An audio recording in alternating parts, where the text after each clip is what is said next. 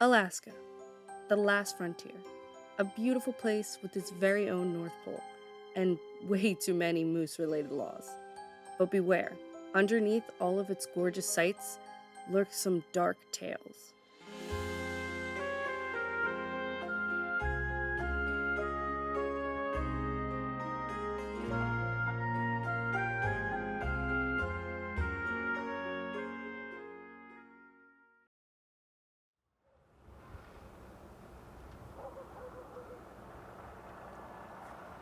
With a small bag of dog food on your hip, you leave the warmth of your house and get hit with the brisk cold of the night air. You've been feeding the stray dog you've named Ranger for a couple weeks now. After pouring about a cup of food into the bowl that you leave on your back porch, you hear a high-pitched scream. The sound comes from the woods behind your property. You know wandering into the woods at night isn't the smartest idea, but that scream sounded like a hurt child, and you can't just ignore something like that. So you take your phone out, turn your flashlight on, and enter the dark woods.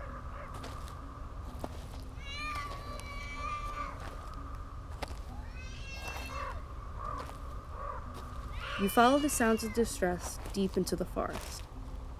20 minutes later, you still haven't found anyone. You decide to go back home, but as you walk back, you realize you aren't sure where you are. Everything looks the same, and after a while, it starts to feel like you're going in circles. Eventually, you see a light in the distance that looks like your porch light. You run towards it, not paying attention to the exposed tree root in your path. You trip and get a face full of dirt. Pain surges from your ankle.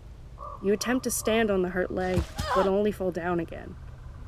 This time on the ground, you see a shirtless man watching you in the distance. You begin to slowly back away while keeping the man in your sight. Panic sets in when two more shirtless men appear next to him. You turn and crawl as fast as you can. The footsteps behind you get quicker and louder. Then, just when you think you are done for,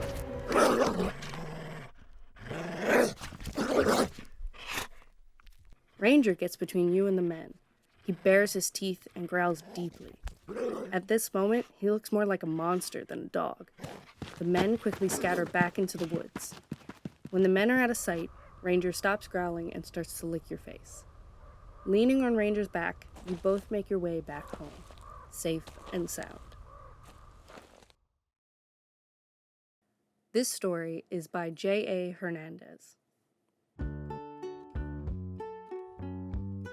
You are a 5-year-old kid living in the Arctic. It's springtime and a blimey 36 degrees Fahrenheit.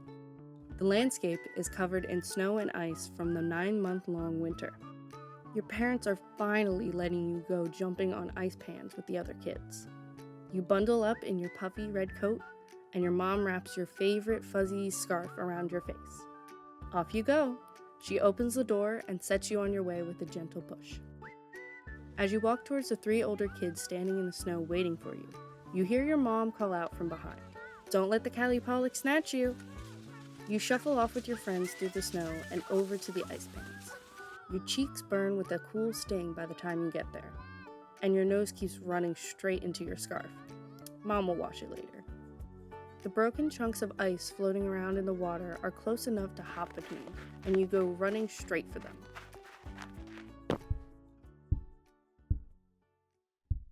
A knocking sound comes from the ice near you. You make your first jump towards the noise, glancing down in the dark water. How cold is it down there? A smell hits you, the same scent that comes from your dad's gas cooking stove. Rotten eggs. You jump across a small gap of water onto another chunk of ice. This time, the knocking sound comes from the ice underneath you. A slimy green hand covered in scales shoots up from the water and grabs your ankle. You gasp, scream. Your friends are backing away, one of them already running. "Help!" you shout, and squeeze your eyes shut as the hand on your ankle tightens its grip. The icy fingers jerk your leg out from under you. You slip and fall, head tipping towards the hard ice, and a moment later, you stop, caught by something soft. You open your eyes to find yourself tucked into the hood of a soaking wet emotic like your mom wears. You kick around, trying to get out, but it's too big, much bigger than your mom's. Your feet slide on the slippery sealskin fabric. You open your mouth to scream. A cold hand slaps over your face. You feel yourself tip backwards, then splash into the icy waters. You have just met a Calupolic, a child snatcher, and you will never return home. If you're lucky, or perhaps unlucky, you will eventually become a dweller of the dark, icy waters yourself, instead of simply drowning. Over time, you will grow lonely living in the cold Arctic waters.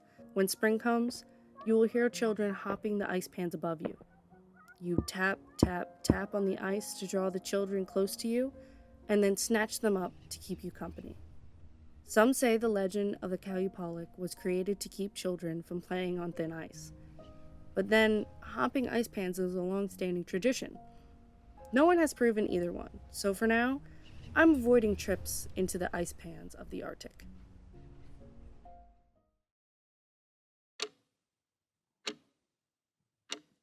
It is 2 a.m., and here I am, alone, in a dark lab, staring at a human skull.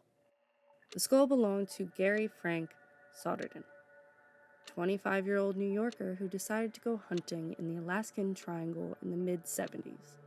Idiot. No one ever survives a trip into the Alaska Triangle. Planes have even completely disappeared with no trace of wreckage or bodies.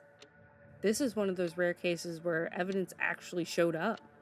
Of course, it wasn't until 1997 when the skull was found along the Porcupine River. Then it took another 25 years for DNA testing to even confirm that the skull belonged to Soderden. And in all that time, we still don't understand what happens in that damn triangle. Even with the skull, we are given more questions than answers. We told the press that the markings most likely point to him being mauled by a bear. But I don't think bears can make these marks. Something else is in those woods. Something not natural.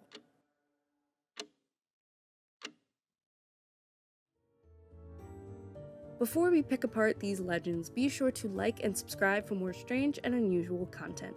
Now, time for the truth.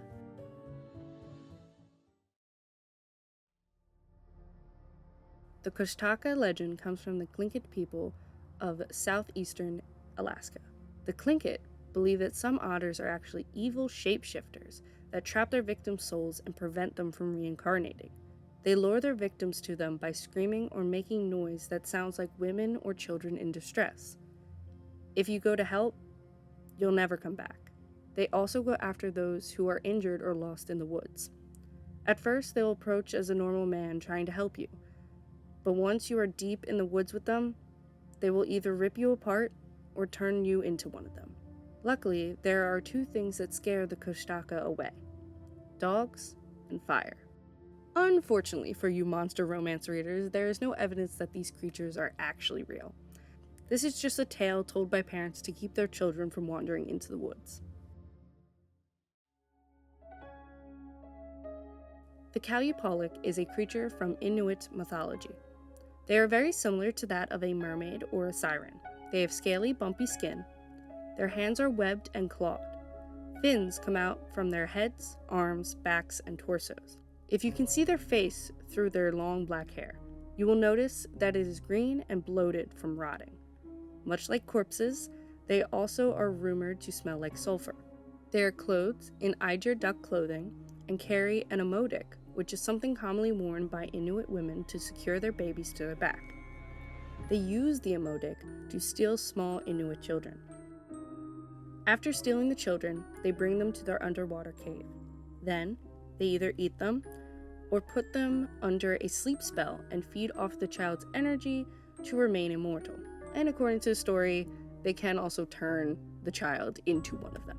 Again, there is no real evidence that this creature exists. Just like the Kushtaka, parents use this tale to keep their children away from the dangerous ice and waters.